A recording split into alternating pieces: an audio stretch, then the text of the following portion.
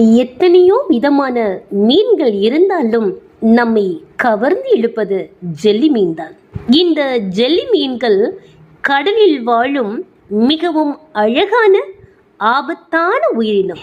Jelly மீன்களுக்கு மூளை, இதயம், நுரையீரல் மற்றும் எலும்புகள் என எதுவுமே கிடையாது. இவை டைனோசர்கள் தோன்றுவதற்கு முன்பே இந்த பூமியில் வாழ்ந்து வந்திருக்கின்றன. ஜெல்லி மீன்களின் உடல் 95% தண்ணீரால் ஆனது.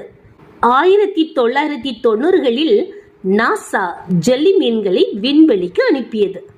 ஆச்சரியப்படும் விதமாக அவை விண்வெளியிலும் வெற்றிகரமாக இனப்பெருக்கம் செய்தனவாம்.